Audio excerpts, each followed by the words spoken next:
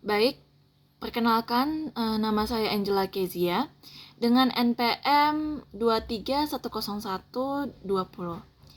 Nah, pertama saya akan menjelaskan mengenai pengertian akta.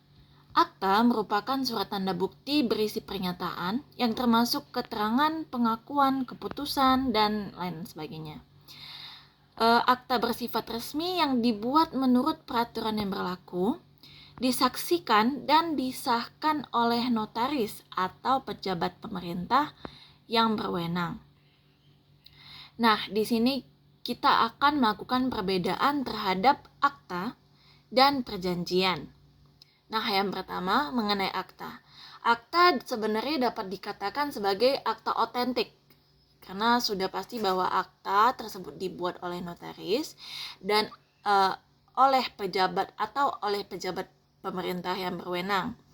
Nah, akta tersebut merupakan akta otentik. Akta atau akta otentik memiliki kekuatan pembuktian yang mutlak atau yang tidak dapat dibantah di pengadilan oleh karena dibuat oleh pejabat sah yang berwenang, lalu dibuat memiliki saksi-saksi yang turut menandatanganinya, yang turut menyaksikannya, serta dibuat secara sah dan diatur oleh hukum secara mendetail.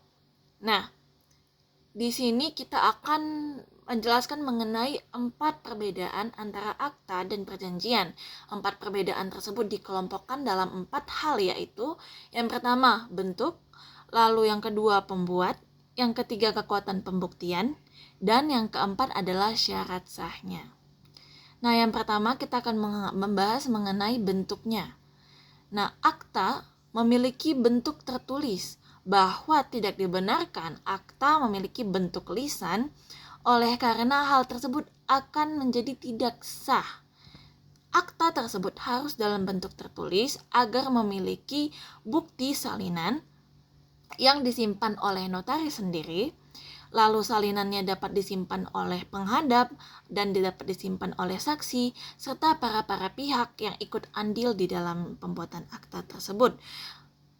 Fungsinya, yang pertama, apabila disimpan salinannya oleh para saksi dan para pihak, maka di kemudian hari apabila terjadi situasi-situasi yang membutuhkan pembuktian di muka pengadilan maupun di dalam pembuatan kesepakatan, di dalam suatu pengurusan atau di dalam suatu kegiatan yang membutuhkan adanya bukti akta atau bukti dilakukannya perjanjian tersebut secara sah, maka ada bukti salinannya serta terdapat saksi yang dapat menyatakan secara sah, saksi yang merupakan orang yang sama dengan yang menyaksikan saat pembuatan akta, bahwa benar akta tersebut dibuat secara sah dan tidak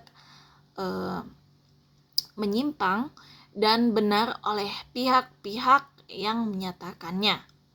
Nah, yang kedua kita akan membahas mengenai pembuat.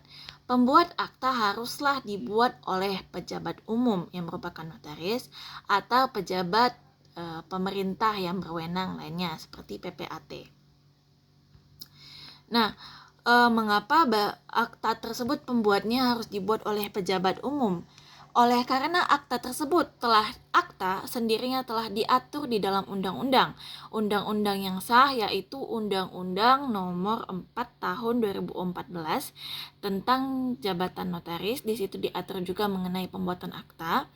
Nah, bahwa akta harus dibuat oleh pejabat yang sah atau pejabat pemerintah yang memang ditunjuk dan tidak disangkal oleh undang-undang atau peraturan perundang-undangan manapun, bahwa dia secara sah ditunjuk dan secara sah oleh pemerintah, memiliki hak dan kewenangan yang diatur di dalam undang-undang, maka harus dibuat oleh pejabat umum tersebut. Apabila tidak, maka tidak sah dan tidak dapat dikatakan sebagai akta. Selanjutnya kita akan membahas mengenai kekuatan pembuktian. Nah, akta memiliki kekuatan pembuktian yang sempurna atau alat bukti yang sempurna. Nah, kekuatan pembuktiannya yang lain juga mengikat para pihak dan ahli warisnya. Nah, di sini adalah bagian yang sangat penting yang perlu digarisbawahi. namun saya akan menjelaskannya setelah kita membahas tentang perjanjian ya. Selanjutnya yaitu syarat sah. Nah, syarat sah pembuatan akta yaitu memenuhi syarat sah perjanjian yang tercantum pada pasal 1320 KUH Perdata, lalu dibuat oleh pejabat umum yang berwenang, ditandatangani para pihak dan saksi, lalu harus memuat tanggal, tempat, dan peristiwa yang dibuat. Nah, di sini diwajibkan bahwa syarat sahnya harus ada tanggal, tempat, dan peristiwanya. Maka apabila tidak ada, maka akta tersebut tidak dapat dikatakan sah oleh karena tidak lengkap atau tidak memiliki keterangan yang lengkap. Maka itu dapat dikatakan tidak memenuhi syarat formilnya. Ya.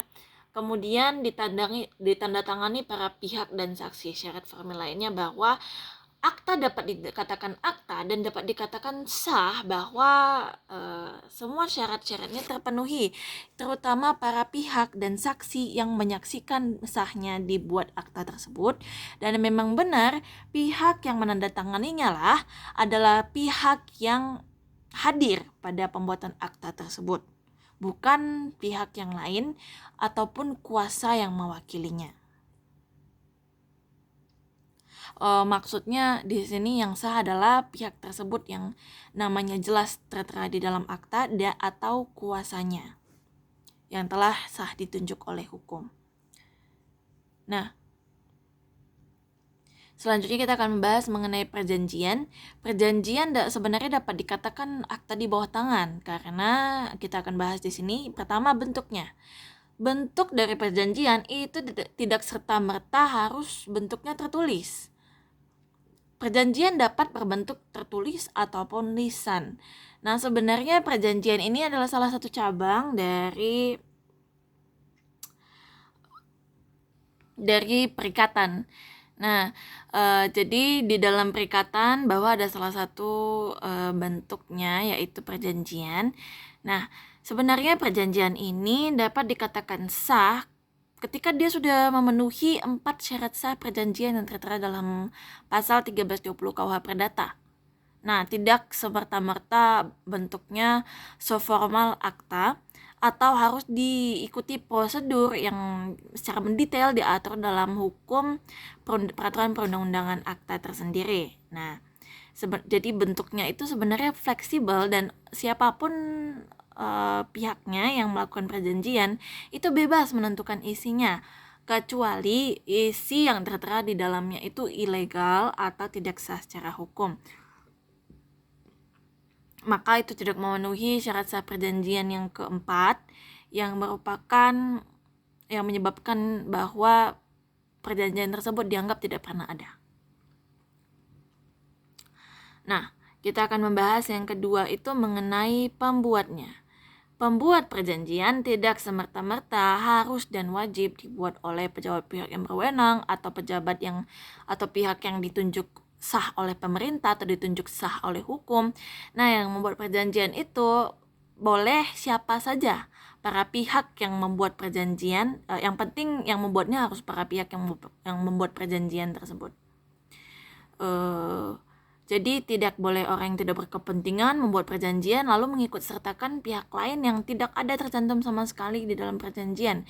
Bahkan apabila orang ketiga harus ikut andil di dalam perjanjian tersebut, haruslah tercantum orang ketiga tersebut di dalam hal-hal dan perihal yang termaktub di dalam perjanjian. Nah, selanjutnya kita akan membahas mengenai kekuatan pembuktian. Nah, sebenarnya perjanjian ini merupakan alat bukti yang otentik, namun keabsahannya tidak dapat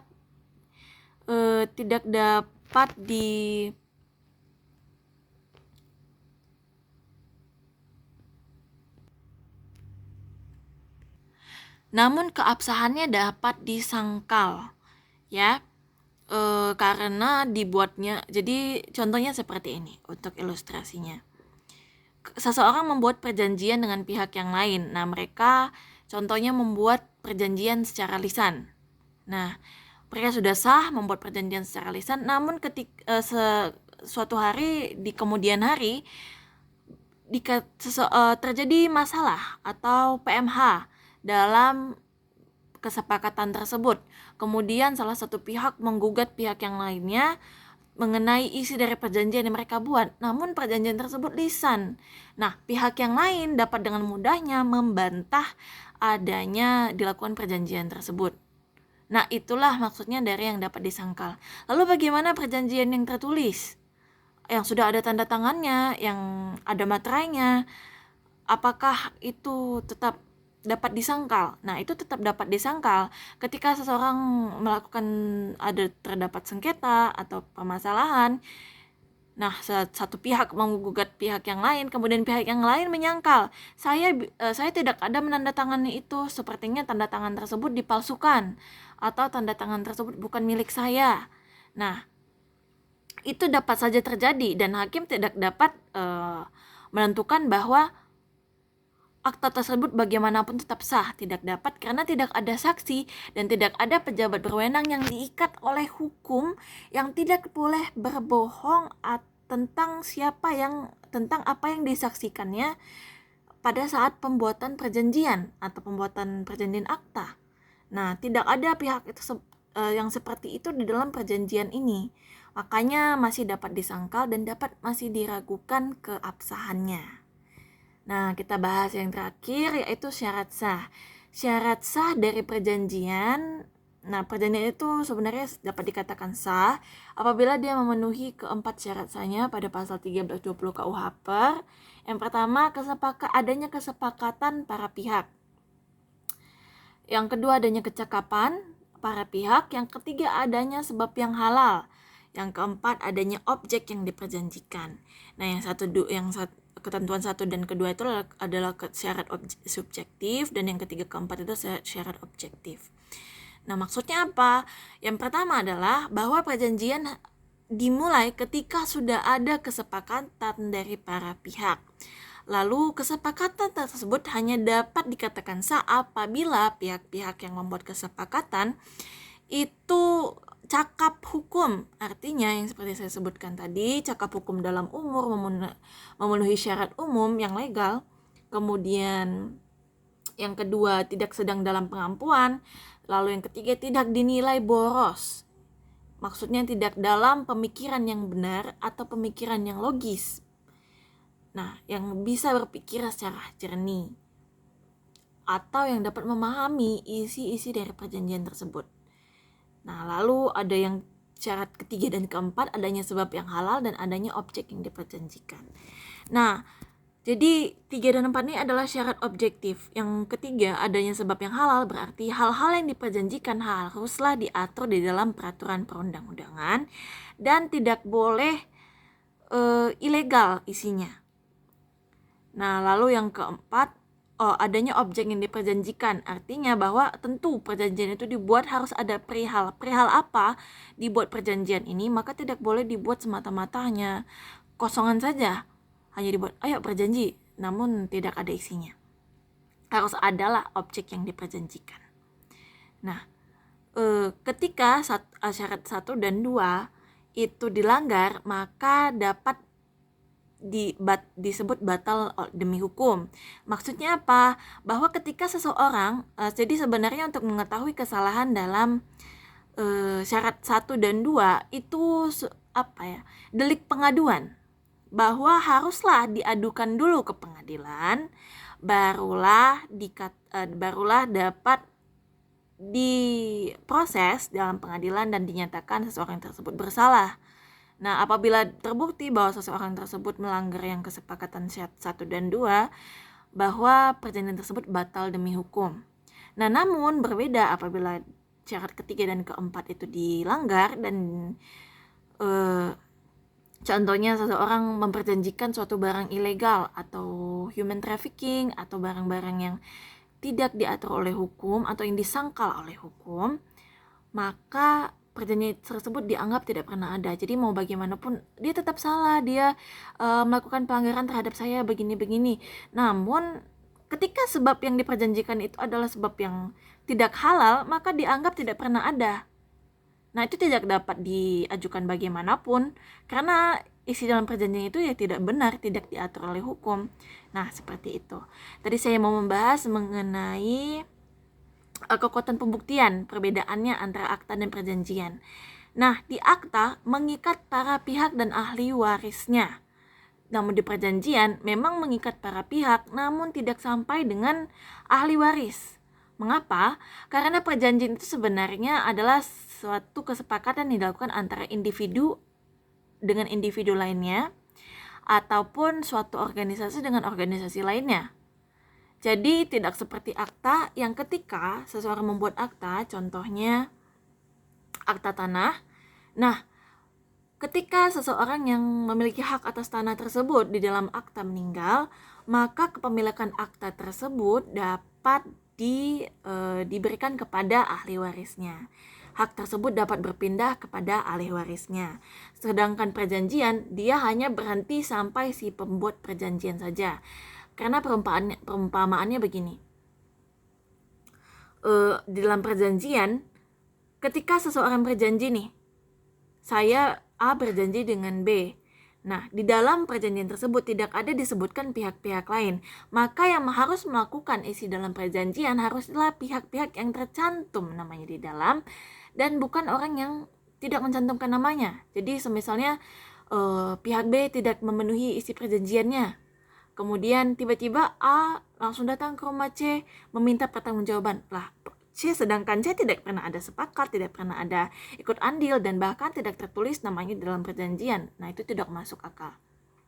Jadi seperti itu perbedaan akta dan perjanjian. Semoga dapat dipahami dengan baik. Sekian dari saya. Terima kasih.